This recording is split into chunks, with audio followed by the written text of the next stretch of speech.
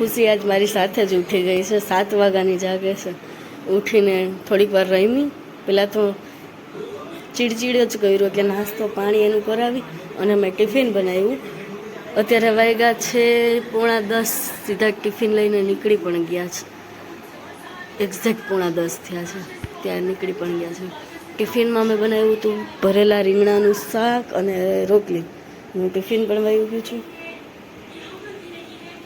અને ખુશી માટે થોડોક ભાત મૂકી દીધો છે. એ ભાત ટિફિનમાં લઈ જતા નથી કેમ કે દાળ ઠંડી થઈ જાય ને એને મજા નથી આવતી. એટલે હવે હું મારું રૂટીન કામ કરીશ. વાસણ ચડાવવાના છે, કચરા કાઢીશ અને થોડુંક આ વ્લોગમાં સરપ્રાઈઝ રહેશે કેમ કે કંઈક સ્પેશિયલ છે એના માટે, તો કન્ટિન્યુ રહેજો. ખુશીને નવડાવીને રેડી કરી દીધી. ટી શર્ટ થોડુંક હું લોંગ જ પહેરાવું છું, ઓવર સાઇઝ, કેમ કે એને ગરમી થાય છે બહુ જ. ખબર નહીં દવાના હિસાબે હોય કે દવા મતલબ મેં ખાધી હોય અને એને અસર કરી હોય. મારો અવાજ ભારી છે, મને શરદી થઈ છે. 2 દિવસ પહેલાં તાવ હતો પણ અત્યારે બહુ સારું છે. ટુવાલ સાથે રમતી હતી, મેં કીધું વિડીયો થોડોક લઉં પણ મૂકીને અહીંયા જ આવતી રહી. હું કેમેરો જેવો ઓન કરું ને એટલે મારી પાસે જ આવી જાય. અહીંયા એક જેઠાલાલ જોવે છે. ટીવી તો જોતી નથી પણ એને ટીવી ઓન હોવું જોઈએ, એમ કંઈક અવાજ આવતો રહેવો જોઈએ. રેડી થઈ ગઈ છે, ફ્રેશ થઈ ગઈ એકદમ. છી પીપી નાવાનું બધું કામ ફિનિશ થઈ ગયું. કેટલા વાગ્યા? 11 વાગ્યા છે.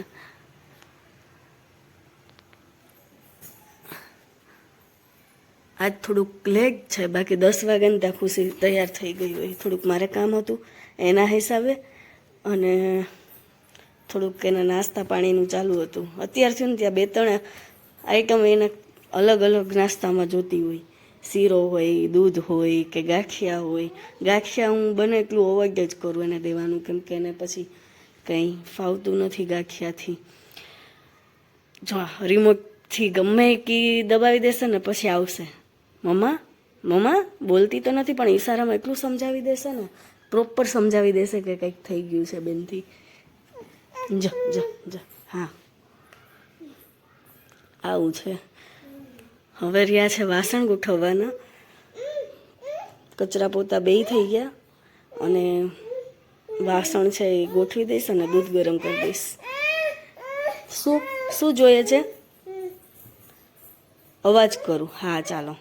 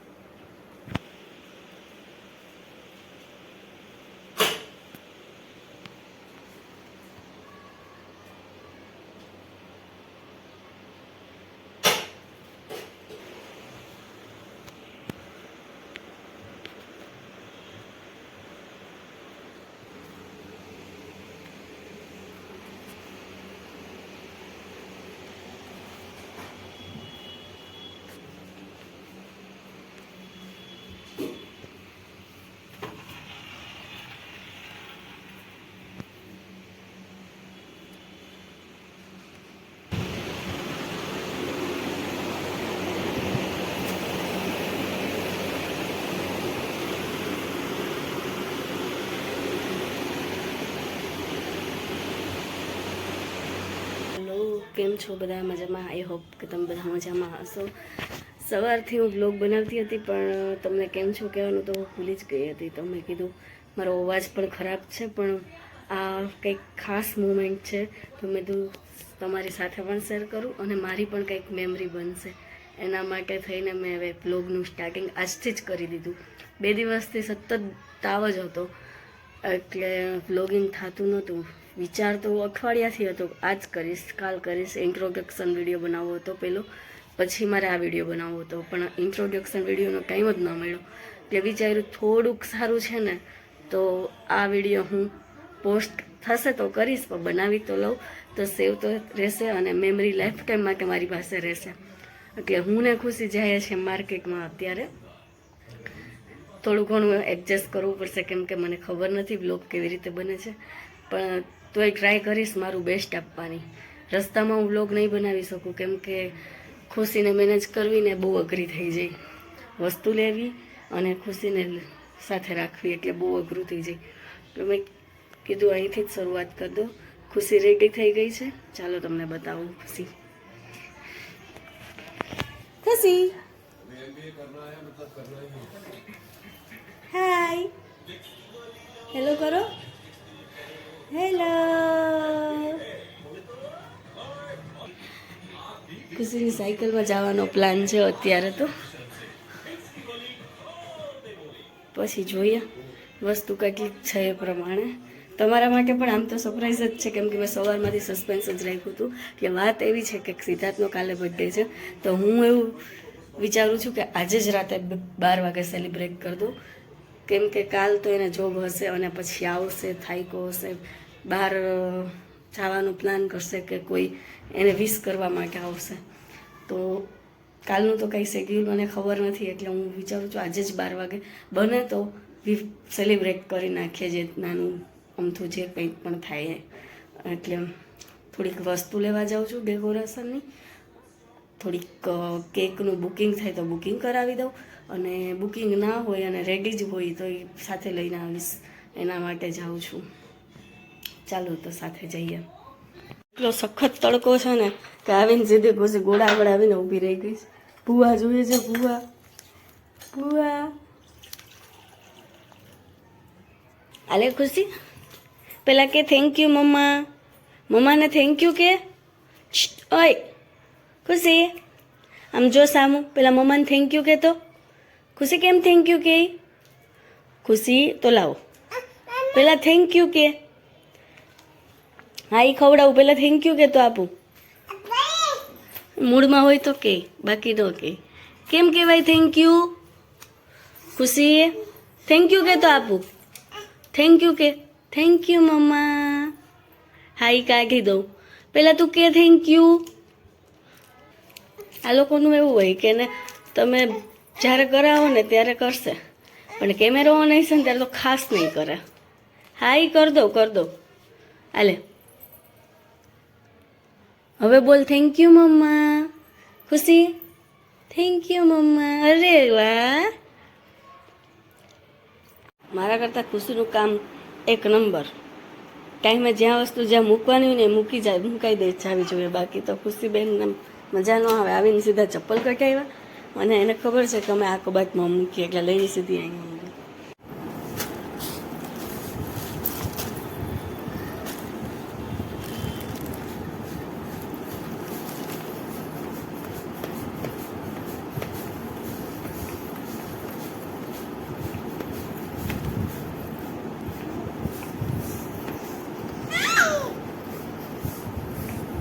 ખુશીને મજા આવી ગઈ. અરે ડિસ્કો કરવા માંડી ખુશી તો. અલે વાહ.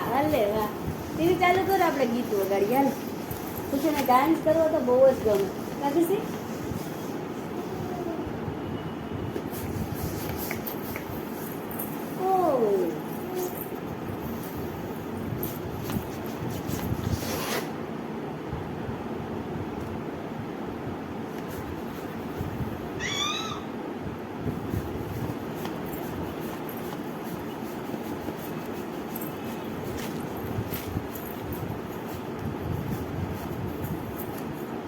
આ એક ખૂબ ખુશીને દઈ દો ને એટલે રમતી જાય આડી આવતી.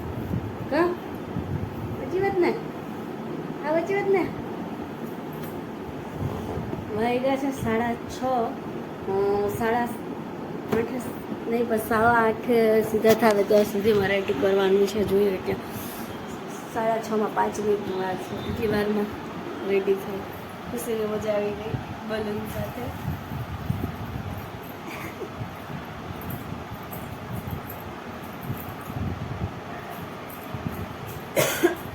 મારો અવાજ હજી ભારી છે, કફ નીકળે છે, પણ તોય ખબર નહીં હજી કેમ એટલી શરદી છે. લગભગ 1 વીક તો આરામથી થઈ ગયું હશે કે એને શરદી છે. અને 2 દિવસ તો તાવ જ રહ્યો, 2-3 દિવસ. અને પછી અવાજ એટલો ભારી થઈ ગયો હતો ને, એટલું ગળાનો આ ભાગ એટલો બળતો હતો ને, એકદમ જામ થઈ ગયું હતું. આવી શરદી મને ક્યારેય નથી થઈ, પહેલી વાર છે. કે શરદી એટલે મીન્સ કે નોઝી નથી આવતા, પણ કફ જ છે. અને કાનનો એક ભાગ દુખે છે થોડો થોડો.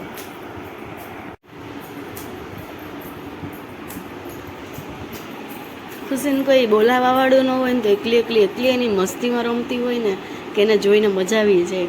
પોતાની જ મસ્તીમાં હોય, પોતાની જ ધૂનમાં હોય. અને જો હમણાં કોઈને પણ જોઈ જાય ને, ગમે એ વ્યક્તિ હોય કે એને રમાડતું હશે, કે એના જેવડું હશે, કે એનાથી મોટું હશે ને એને રમાડતું હશે, એટલી ચાગલી થાય ને વાયડી થાય, ચાલુ જ રહે. એના કરતાં એની રીતે રમતી હોય ને તો બહુ મસ્ત રમતી હોય, પોતાની ધૂનમાં એને ગમતું હોય એવી રીતે. એ જોઈને મને બહુ મજા આવે કે એની રીતે જ રમવા દઉં. હું ક્યારેય એવું ન કહું આ રમ ને આમ કર ને તેમ કરે, એની રીતે જ એની ધૂનમાં રમવા દઉં. મારાથી પ્રકાશ થોડોક વધારે આવતો હશે. 6:30 થયા ને તો એટલું જ તડકો છે. એક તો પંપમાં કંઈક વાંધો છે ને, ખુશીને હું ફૂલાવીને એ જ જોઈએ છે. જો હવે કેમેરા ઉપર આવી મોબાઈલ તો ને પહેલાં જોઈએ, કેમેરો ચાલુ હોય ને બધા એંગલથી વ્યૂ બતાવી દેશે તમને.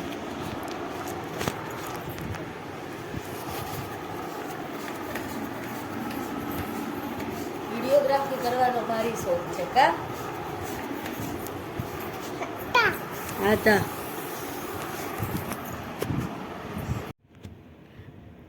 વાગ્યા છે રાતના 11:50 થઈ ગયા છે. હું અટકતી હતી એટલે કે હું જોતી હતી કે કેટલા વાગ્યા છે. તો મેં થોડુંક આવી રીતે ડેકોરેશન કર્યું છે, દેખાતું હશે તમને લોકોને. સિમ્પલ જ કર્યું છે અને આ રીતે નીચે બલૂન રાખ્યા છે. વિડીયો ઉતારતા મને હજી પ્રોપર આવડતું નથી. જો આવી રીતે દેખાતા હશે.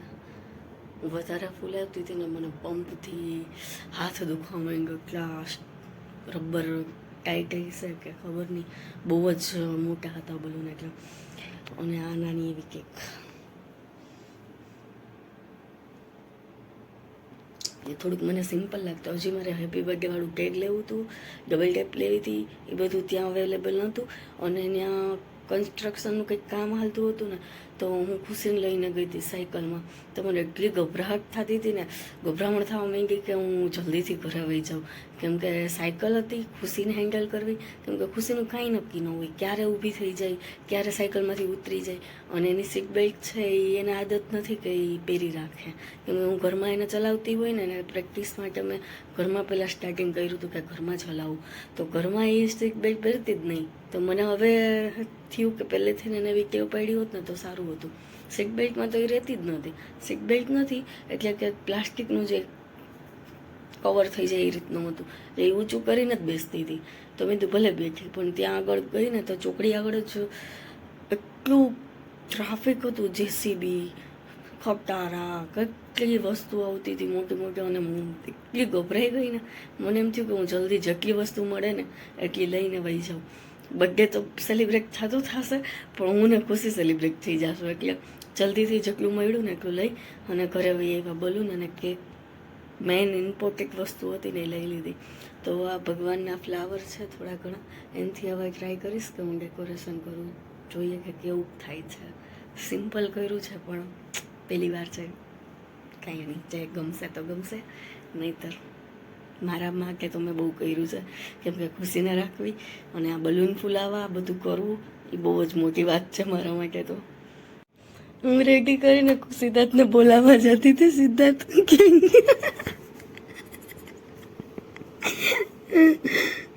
હાય, 1 મિનિટ પછી આવજો. રમતી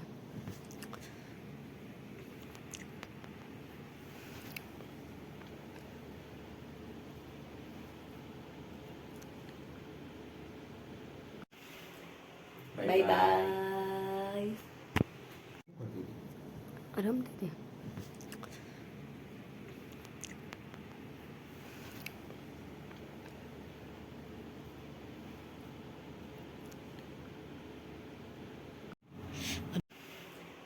બાય બાય.